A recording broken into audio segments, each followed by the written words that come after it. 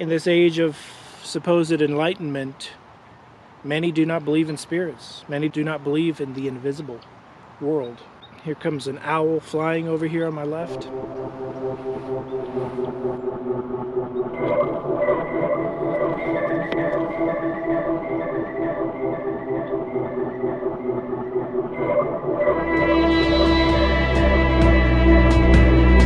John Razimus Houston here.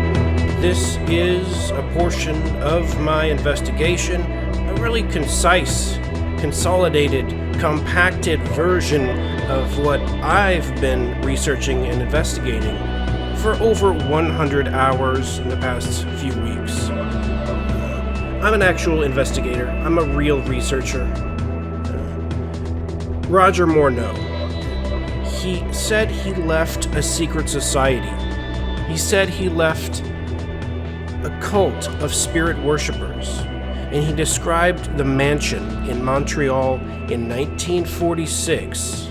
Enough. He gave enough clues that we can track it down if it still stands. There's always a chance the building was demolished. But if it was not, then I believe it can be found.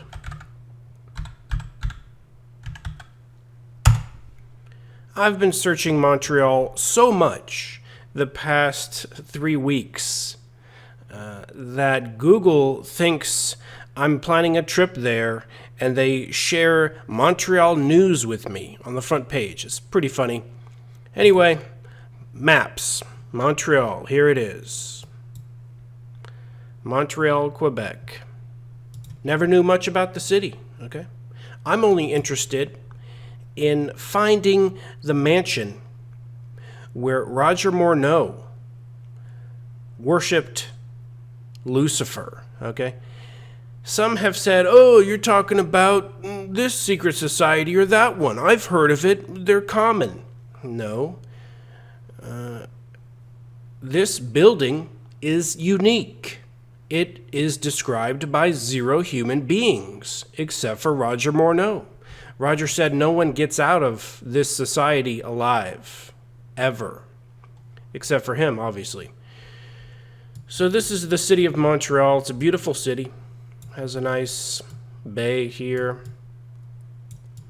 I'm sure they do a lot of amazing things, but I'm only interested in one thing, okay? So I've been researching Montreal to an extreme degree. I've looked at every single famous mansion, every single non-famous mansion. Roger said in the basement of this secret society, there was a worship room of the gods with many paintings. So it had to be considerably gigantic. Roger details there were 75 paintings of 75 lesser, yet still high-ranking, the cream of the crop, the best of the best in the devil's army. Lucifer's generals, his princes, kings of different regions, mayors, whatever the case. If you are familiar in any way, shape, or form with, let's say, the Grand Grimoire or the Key of Solomon, you're going to know there are 72 demons. Now, how literal is this? Well, Roger said there were 75 high-ranking demons. 75 paintings that were 30 inches in width and I believe 48 inches in height. Here's one historical mansion. It's called Chateau de France. Chateau de France. Is this the building? Let's take a look at Chateau de France. See, I've researched every single mansion in Montreal, every single one, historically that existed in 1946. Chateau de France did exist in 1946. Beautiful designs. I like the windows. It looks like Ankhs. Looks like we have an Ankh design. And we can see inside Chateau de France. I don't know how to pronounce it, but here is the beautiful grand staircase of Chateau de France. It matches a lot of what Roger said, but not exactly. Not close enough. See, Roger said the grand staircase had a beautiful chandelier. Chandeliers come and go. Chandeliers are not very important. They can be changed out, they can be broken, switched out. Who cares? All right. But he said the grand staircase had beautiful carvings along the way, that the cult devil priest described what the carvings are and what they meant. Now, we're not seeing many carvings in this grand staircase. Roger said the banister of the grand staircase was giant, the carvings were immense, and that there was perhaps superb ironwork inside of it. We do see some ironwork here, but we don't see a gigantic carved banister. We don't see that at all. But what we do see is the grand staircase having a basement entrance right adjacent exactly next to it. That is a key detail, Roger said, that the basement entrance was right next to the grand staircase entrance. So that is something to look out for, but this is automatically disqualified, in my opinion, because this house has been restored and kept in tip-top original condition. We can go into detail if you want to see the Wikipedia page. Early 1900s, 1915. So this is pretty original 1915. It's been turned into a museum, and they're not going to be changing the banister anytime soon. This is without a doubt not the building. Here is a historical image, and here are modern day images, very well kept up, but the elaborate detail is somewhat what Roger described, but not exactly. We have some columns, we have some marble, but we don't see great carvings on the banister. So it's not Chateau de France. We can eliminate that. But that's one of the first ones I came across. And the reason I even focused on it beyond a few seconds after seeing the banister is because there's a lot of angelic painting in this house. Angelic painting after angelic painting after angelic painting. I researched the artist. I researched the architects of the buildings. This artist perhaps was commissioned by the society to paint the fallen angels. The 75 fallen angels of Roger's secret society. There's definitely some beautiful artwork paintings of angelic beings throughout Chateau de France. But it's no exact match. And when you find the history, you find out the family are Christian and they donated it to this and that here and there. But, buildings change hands, and who it is donated to eventually, I don't think is too big a deal. Also, it's a little bit too big. I hear that it was a small mansion, and Chateau de France is most definitely not a small mansion. It is one of the biggest mansions historically in all of Montreal. 1915 construction, immensely gigantic. We can look at it from the above. It's pretty huge, all right? I wouldn't call that a small mansion. That's a full-size, gigantic mansion. But let's keep on researching. This is just an example of my research. I didn't focus on one area other than relatively close to the Golden Square Mile. Now, Chateau de France is a little bit out on the outskirts of the Golden Square Mile. It's technically not even inside. Here's another chateau mansion building that is not inside the Golden Square Mile either. It's a little on the outskirts, but I didn't disqualify it because it met a lot of qualifiers, a lot of the elements, a lot of the details. There's ample parking. Okay, Roger said there were about 40, 50, 60 members, and I believe I heard somewhere there were 100 members. Perhaps there was bad attendance at this devil worship church, all right? Every church is going to have ups and downs with attendance, especially if you get whacked if you don't show up, that's going to scare some members away. Roger did say that he met a member of this devil worship secret society. They talked about their great success. And Roger was extremely distraught when he found out that member was dead. And when he asks about it or overhears about it, he hears the devil priest nonchalantly say, "Oh, he wanted to leave, and so he's no longer here. But he will have a place for the devil in the resurrection, in the future, in the devil's kingdom." That person did give to the church, to the organization of Lucifer, and they will be rewarded for what they did, but they slipped up. They made a mistake here or there. I can't remember the exact details. This is one of the members Roger vaguely mentions. I've had to piece this story together after listening to every single interview by Roger and read every book by Roger. But that's just one example why I believe Roger wanted to leave. He hears about someone he met dead. So this is a candidate location, even more so than Chateau de France. Chateau de France is disqualified because of the banister, because of the grand staircase, not exactly matching up. Here is a building which is less famous than Chateau de France, but it looks like the Addams Family mansion. It's looks pretty scary. Looks like the Haunted Mansion at Disneyland. Has a beautiful ironwork fence, has ample parking. I mean, this is a lot of real estate historically preserved.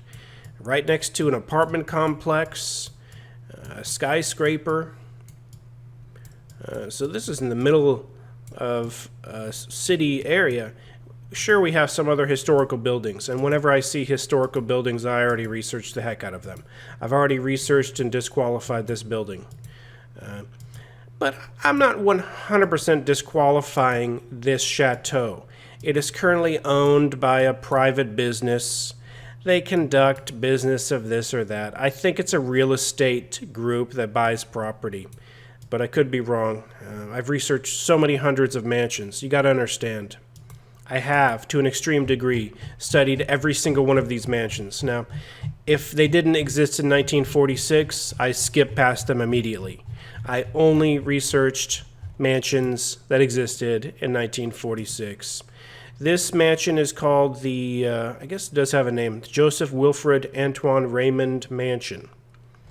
So, all good mansions have a name, and I looked at all these photos. I tried to find a photo of the banister, could not. Couldn't find a single photo of the banister. We know the worship room of the gods had at least 2,000 square feet, but probably closer to 2,500 square feet. And this is a fairly big building. It's definitely a mansion. It has a lot of parking. It's kind of hard to find spots, but you can see there's a spot you can drop your guy here, and you can see some cruddy little back area. But even in the cruddy back areas, you find some historical buildings that are very beautiful, like this one. But, you want to get a back view of this Joseph Wilfred Antoine Raymond Mansion. And I just want to get some views of the windows, because Roger described one of the windows that he's sitting next to with a view of the city. Roger said, let me break out the book so I can exactly quote Roger's original manuscript. On page 52 of Charmed by Darkness by Roger Morneau, Roger said, "We were at the time sitting on sofas by a dual picture window, which gave us a beautiful view of the city, bathed in a sea of light." Dual picture window. So Roger's sitting on a sofa next to a dual picture window. We have to assume that just means double picture window. So, I'm trying to get views of these windows here. So this is closer to today. We have a gate with another gate. You go back in time a little bit. You have just one gate. The original back gate is gone, but it does say private. Go back in time some more, and just the same gate. Go back in time some more, and the gate's wide open. Look at that. A lot less security back in the day. It's just a historical building, nothing to be suspicious about. I just wanted to get a good view of the windows. And if you go into Google Earth, you can get some good views of the windows. Google Earth. Let's just use this as an example to go to Montreal. Take a look at this building. You know, we got a little bit better view of the windows here. It's a little distorted. Yeah, I guess one of those windows could be a dual picture window. It's really hard to say. Or perhaps it's one of the front windows. Ooh, look at that. That front window right there is a really dual picture window right there. Yeah. I mean, if he's talking about any window picture, dual this and that, he's talking about something to that effect, I would say. There are definitely some beautiful photographs. He could be talking about those main dual picture windows up there on top. Most definitely. That is a possibility. In 1947, this building existed. Here it is. This is aerial photography from 1947. Very useful in eliminating false Wikipedia entries, for example. Not everything you read is true, but when you see aerial photography from 1947, 1 year after Roger went to the society. Where is it? Sometimes we lose it. Here it is. It's right here. It had the same ample parking. Matter of fact, it has a big circle in front of it from just people parking. But if there are 40 to 50 to 60, even upwards of 100 members, maybe not all visiting at the same time, but let's say they had 60 on one particularly busy Wednesday. Wednesdays are when this secret society of devil worshippers met. And what puts this society aside from, what separates it from other devil worship societies, all right? We have the Anton LaVey Satanists that are atheists. They don't even believe in the devil. They use the name and just for provoking reasons, just for controversial reasons. They don't believe in the devil. They're atheists, all right? They don't have communication with spirits because they don't believe spirits exist. That's just one group of Satanists, not even close, all right? Roger said this was an elite group, and he heard this from the devil priest. Now, you've heard this before. We're the elite group. We're the best. You've heard this before, all right? But what I haven't heard before is someone walking into the worship room of the gods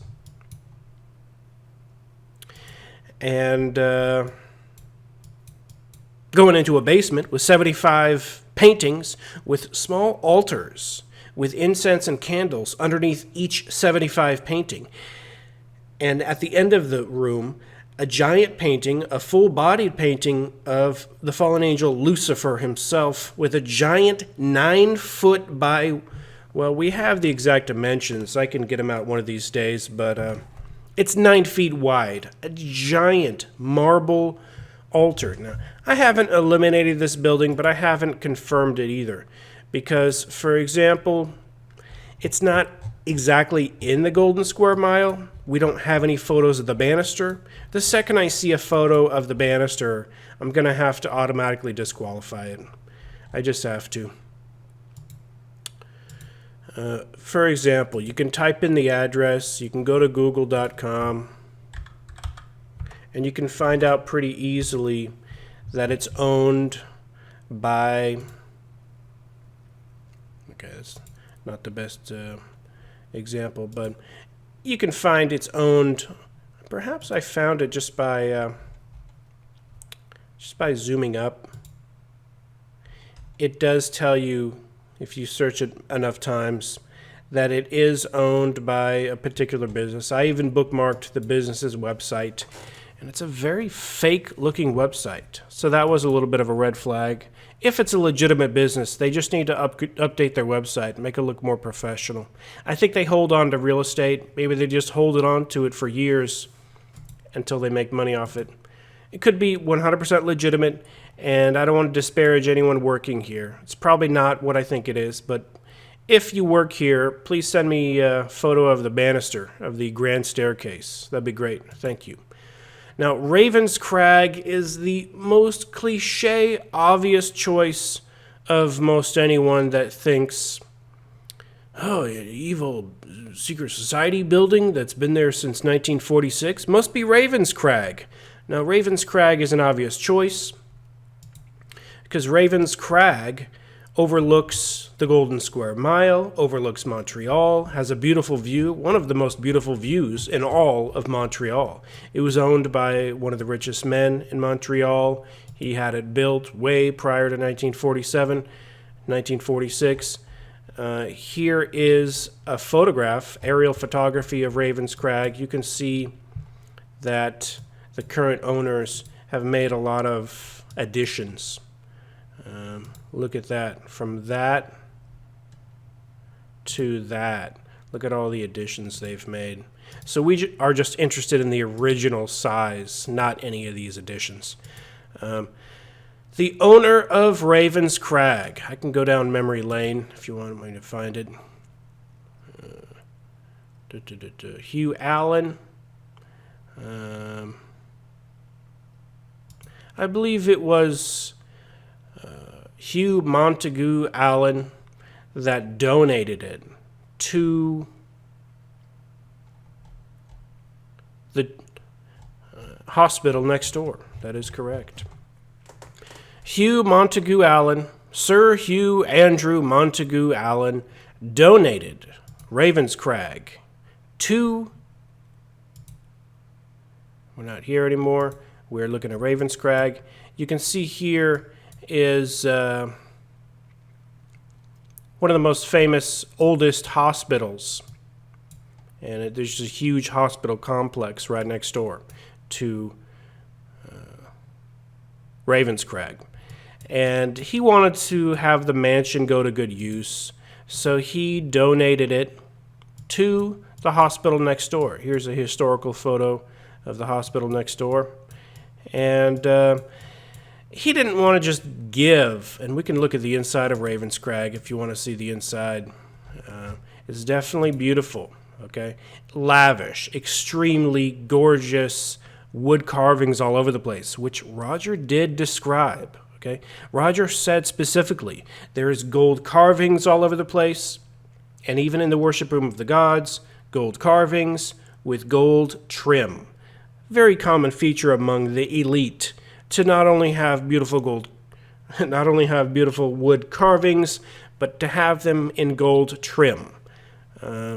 So the slightly less fancy is the wood carvings, but the slightly more fancy is to have them with the gold trim.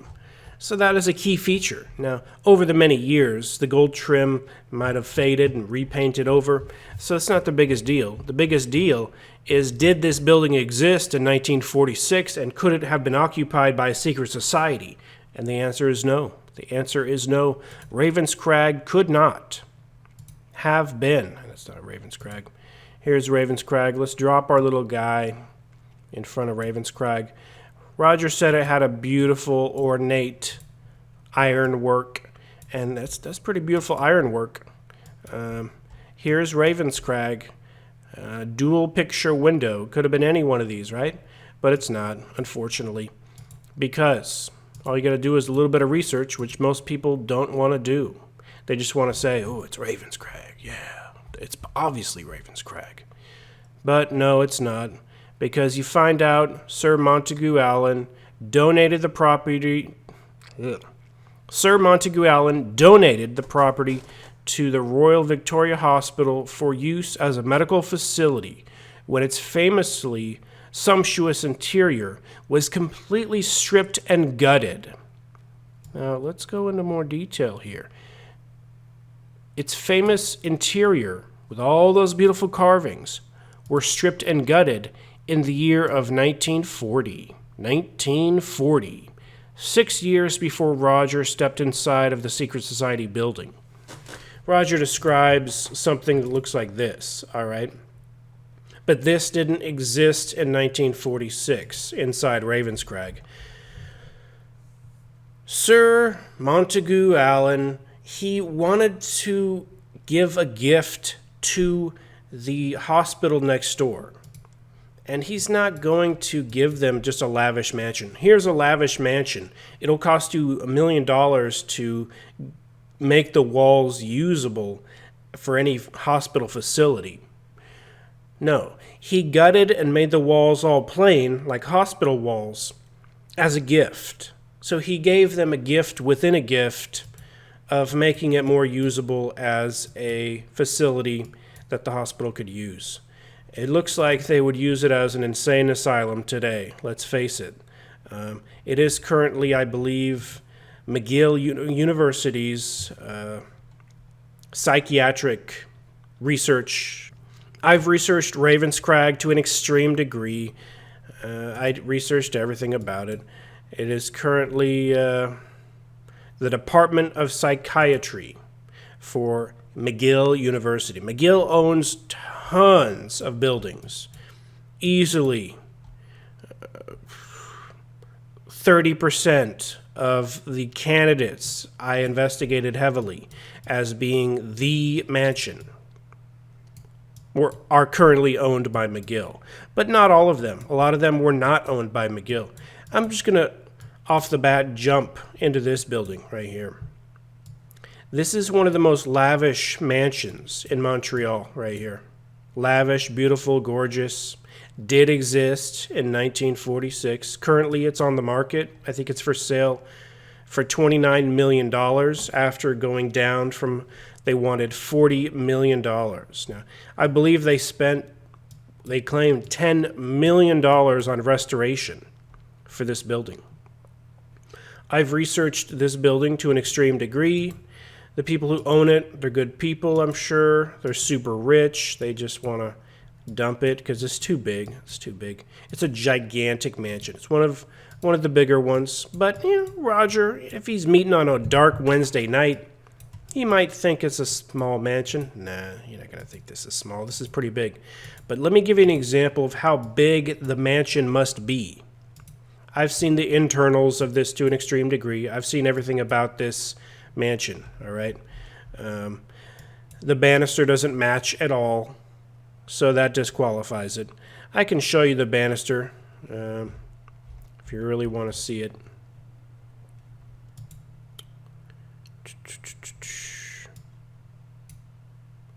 See, the thing is, you have to guess where the address is. I think it's... We could just copy that address. You copy that. Go into Google. You paste that. I could show you how to research. Just some of my research techniques, all right? Sotheby's has it up for sale. Beautiful photos. You will find beautiful details. Now, this is one of the key websites I came across. I even bookmarked it, showing me the square feet of the basement. A lot of these mansions have basements. Now, when Roger said the worship room of the gods is in the lower floor, basically the basement, it's something you see time and time again. Beautiful. But look at that grand staircase. It doesn't match what Roger said. There aren't carvings along the whole way. But look at that. It does lead to the lower levels. So that is interesting. But they didn't change the banister. They didn't change the grand staircase. It is as it originally was. They spent millions of dollars restoring this to its original glory. And this is not the mansion. But I want you to see a detail. Do they show the basement? Okay, here's another beautiful picture of the grand staircase, which does lead to a lower level.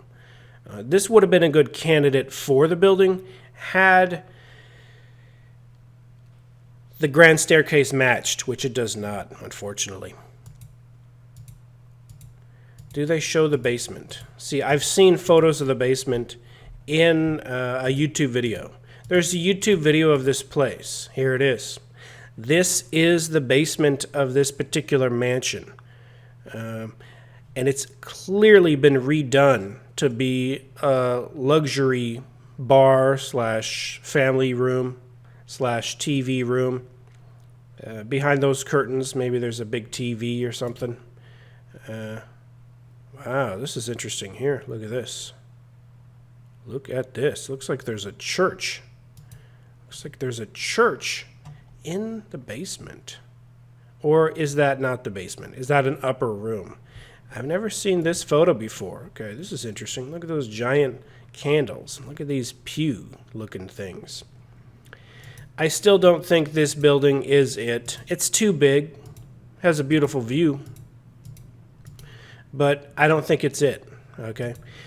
But what I do like about this building is the size of the basement.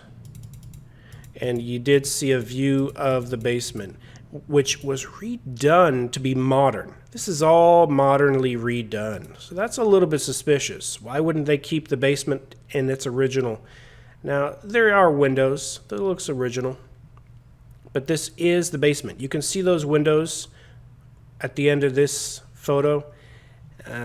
They peer into the outside and they vent.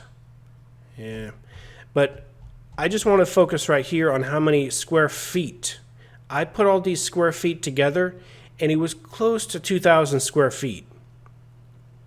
The minimum needed for the worship room of the gods. If you're going to put 30-inch paintings, 75 next to each other. So let's go. In 1947 aerial photography, this building was here. It was owned by a family. The family still owns it. They're trying to sell it. Obviously, the children and grandchildren, so on and so forth. I don't want to disparage in any way, shape, or form. I do not think it is the building. I just think it's close to the building.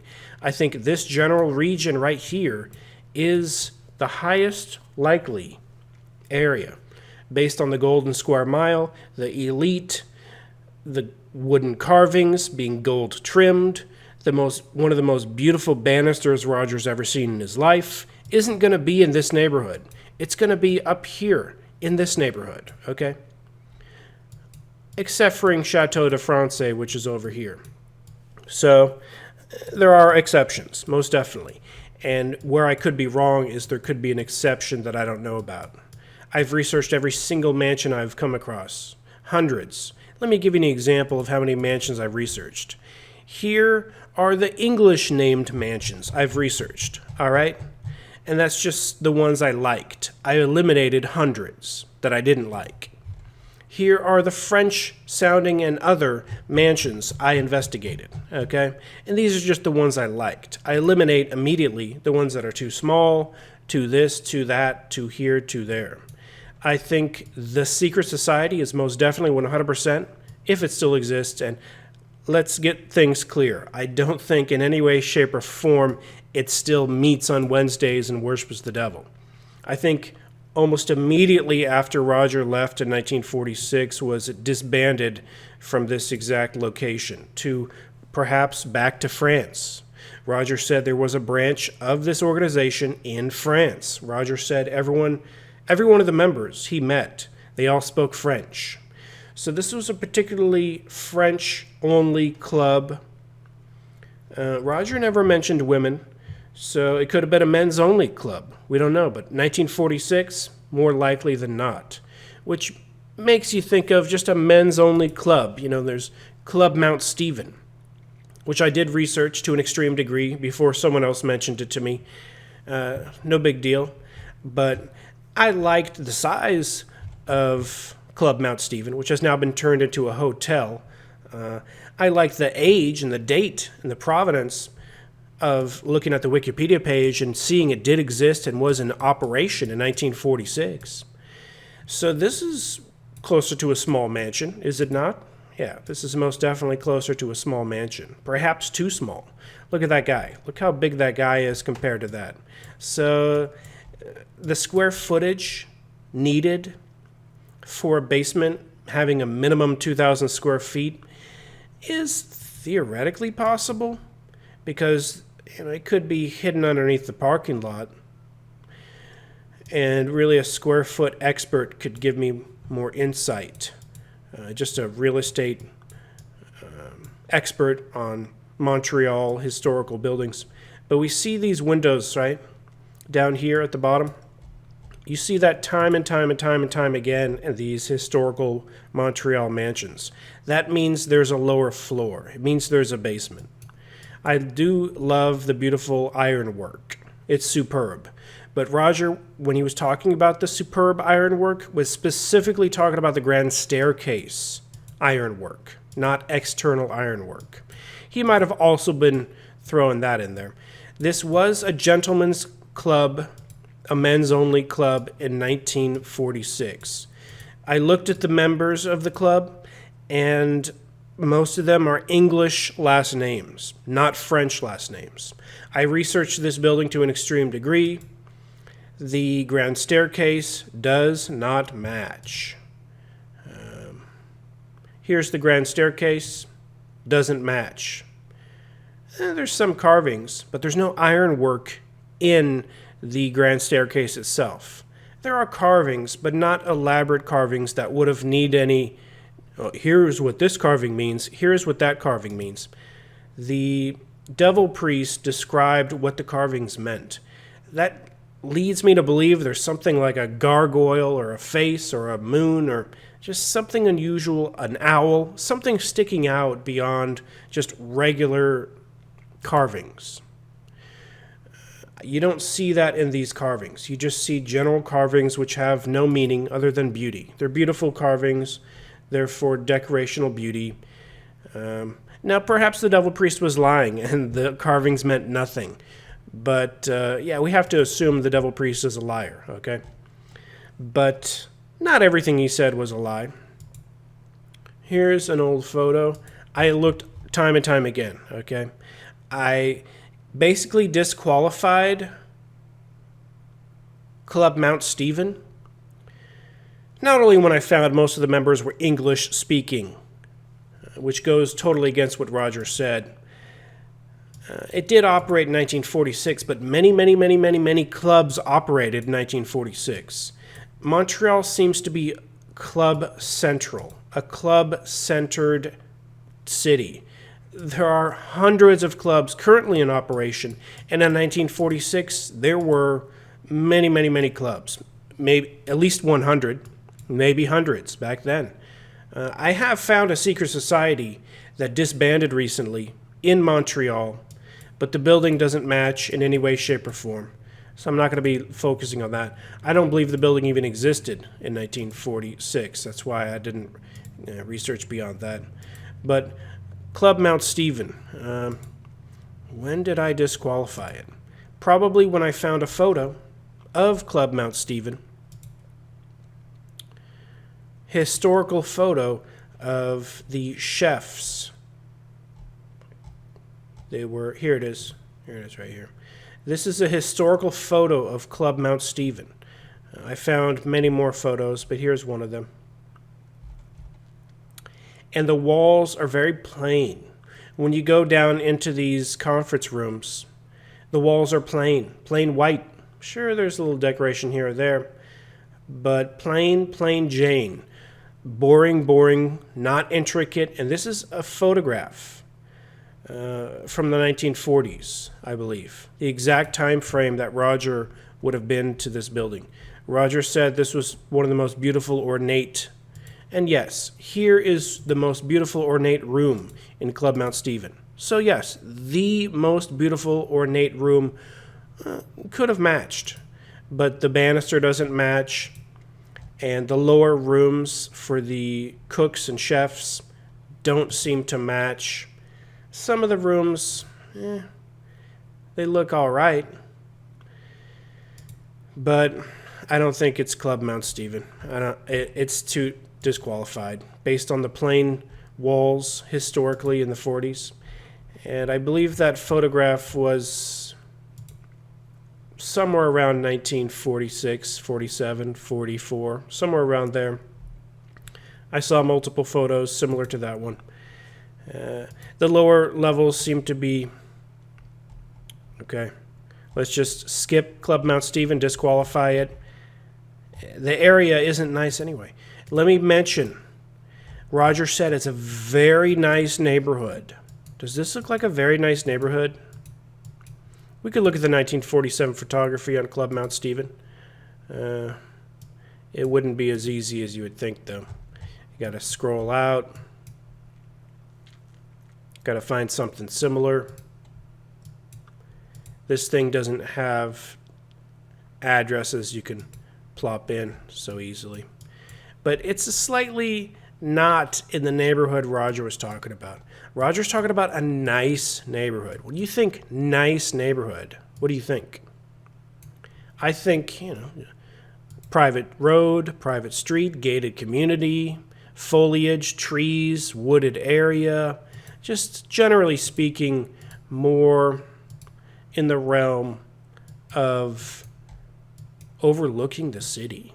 That's what I think. Let's focus real quick on the Hosmer house. The Hosmer, don't know how to pronounce it. The Hosmer house, all right? We have ample parking. You got to remember, has to be parking for members. But that parking didn't exist in 1947. As you can see next door to the Hosmer house, we have a couple buildings. We have one building. It almost looks like it's in the shape of a cross. So I thought it was a church. But nope, it's not a church. Interesting. But of course, McGill University owns all of these buildings. And sometimes McGill owned it before 1946, which makes me lean in the direction of disqualification if McGill owned it before 1946. I don't think someone at McGill was ever a member, or were they? It doesn't matter. We're looking for a privately owned residence. The Hosmer house is a beautiful possibility. Let's take a look at the Hosmer house real quick. It's in a nicer neighborhood, and the neighborhood was nicer back in 1946. Take a look at this house. It's a small mansion, is it not? Most definitely. Roger, seeing the elaborate, gigantic mansions, could have easily called this a small mansion. This is definitely closer to the small mansion neighborhood. We know there's a basement because of that basement window.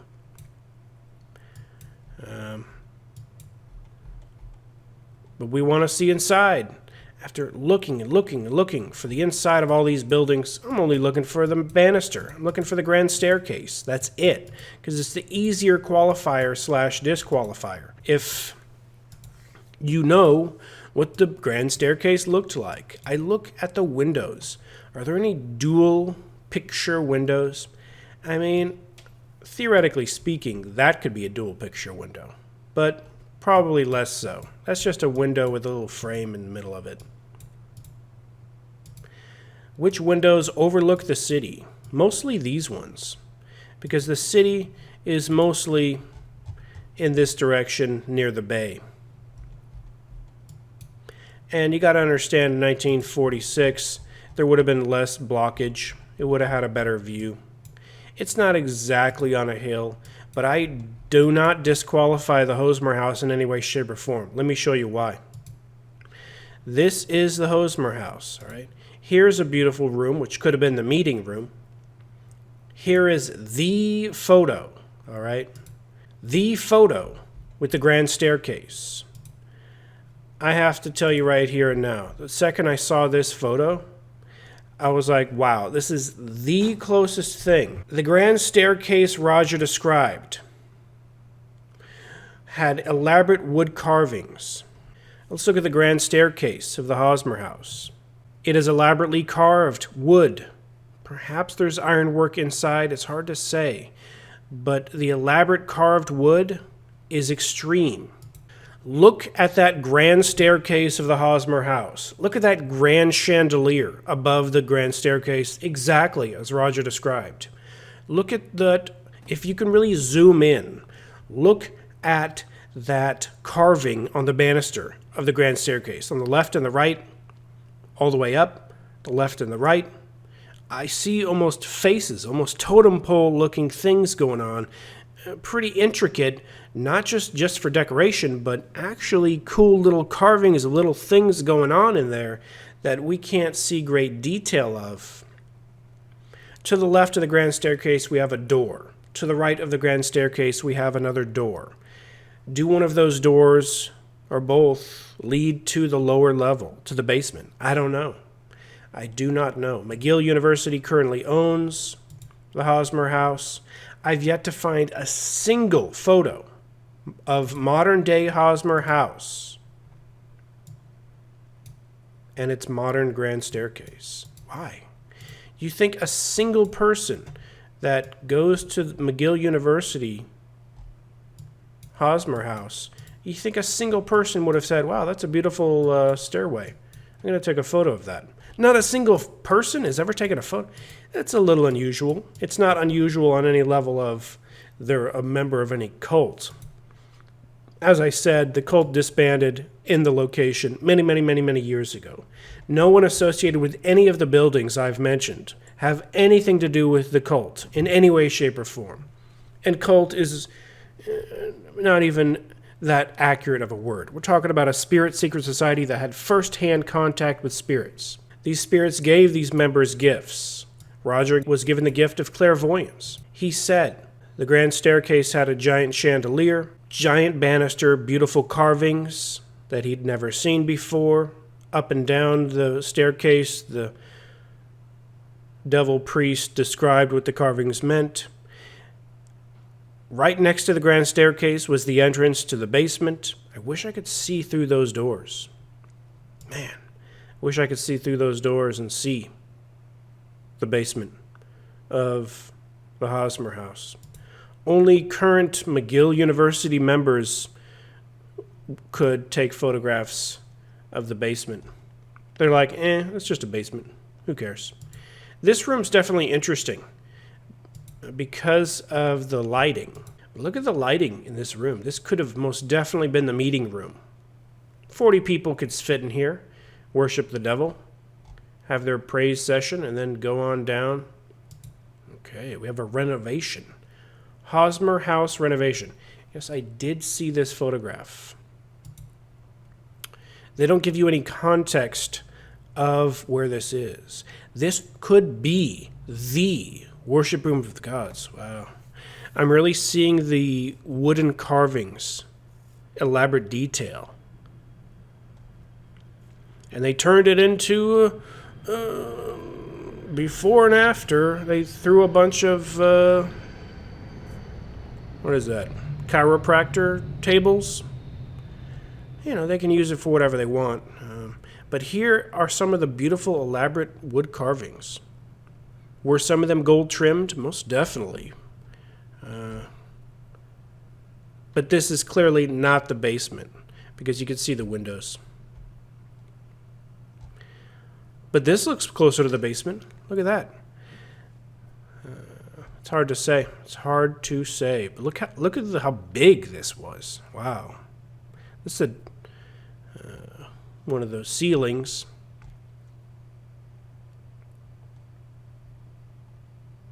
Now they're saying this is the Hosmer Annex. Is it the attic or the basement? I don't know. They're not very detailed in their descriptions of where this and where that is. But the Hosmer House, even looking at these photos now, could easily be the building. Any current McGill University members not knowing, let's just put it this way. I've looked at the research, okay? It just matches up what a guy in a book said, okay, of a building historically in 1946. I'm not disparaging any current owners or employees that work at any of these buildings. But the Hosmer House, historically speaking, you go into google.com and you find out that the Hosmer homestead was built. You know, it takes many hours of research, okay, until you come to the correct Hosmer House. Built in 1902. Okay, so definitely predates 1946. It remained in the family. The Hosmer family owned it until 1969, when it was sold to McGill University. So a lot of these buildings donated to McGill, a lot of these buildings purchased by McGill. Hosmer was the popular self-made man with the Midas touch, who became a personal friend of the great hotelier Cesar Ritz, co-founder of Ritz-Carlton. I researched that guy because he's rich, and I've researched people that had the Midas touch. You may remember in Roger's story, there was a member of the secret society that had the Midas touch. But did Hosmer speak French? Maybe, possibly, probably. Was Hosmer a member? I don't know. We can't assume anyone's a member, all right? Just assume nobody's a member, all right? That's what I do, okay? I'm just looking for key details on physical attributes of a building. And the building matches because it was in private ownership in 1946. The family could have easily moved out and said, it's too big. Let's move here. Let's move there. Let's rent it out. Maybe they rented it out to the secret society for 10 years straight. We don't know. Maybe the secret society, maybe they just rented it. Okay, we have to assume perhaps renting is a way they facilitated the mansion where they did their secret rituals, even unknown to the owners. Redpath Crescent, all right? That's where we're left with. After all of these guesses and searches, Redpath Crescent always caught my eye. What is Redpath Crescent? It is the most elite neighborhood in all of Montreal. Here is just Redpath Crescent search on Google Images. I've researched every single Redpath Crescent building. There aren't that many, especially that existed in 1946. Here's Redpath Crescent today, give or take. You can eliminate a good number of houses, of small mansions and good-sized big mansions, because they didn't exist in 1947 except for these. And 1947 only being 1 year after Roger said he went to the building. So most definitely, it could be this building. It could be at that one. It could be this, that, here, there, and everywhere. Which one sticks out as being different? We already looked at this one. Remember this giant one with the almost 2,000 square foot basement? So you get an idea of how big you need it to be. It could be this one, which has recently been turned into apartments. So this is broken up into an apartment here and an apartment there. Who knows how many apartments are in this building? Probably at least 4, maybe 5 or 6. A lot of these mansions are privately owned by families, and in no way, shape, or form am I saying they had any connection with such a society. I'm just looking for physical attributes of a building that Roger described. I see this building, 1245 Redpath Crescent, Montreal. And the grand staircase doesn't match at all. It's not even close. It's a very thin, sure, it's beautiful ironwork, but it's very thin ironwork with no wooden carvings. Immediately, I have to disqualify 1245 Redpath Crescent. We have a famous mansion owned by the government. I believe government figures live in this house when they come to Montreal. I believe government business is conducted in this house. This is the oldest house in Redpath Crescent. Researched everything. The house was built. You gotta go down, you gotta click on the Wikipedia page, and there is no Wikipedia page except for a photo page. But even on the photo page, it tells you the house was built in 1913. After researching every single Redpath Crescent house, I have concluded 1913. This is the first Redpath Crescent house to be constructed. Most of these houses in this historical 1947 aerial photography were constructed between 1928, maybe as early as 1920 to 1930. So between 1920 and 1930, most of these were built, except for this one. built in 1913, many years before. So this would have been a lone house on the hill for a while until these showed up and created this crescent design in the drive. Redpath Crescent. Here's Redpath Crescent. It is a private area. It is a beautiful neighborhood. You cannot get Google Maps drop-down information on it because it's private. Closest thing you can do is drop on a path and see this 1913 government-owned building. And I personally don't think it's this 1913 government-owned building because I did research on it and I don't believe it was privately owned. I think it's been a government building for a long time. So you can't get really great views of it unless you check out YouTube and see people walking this area.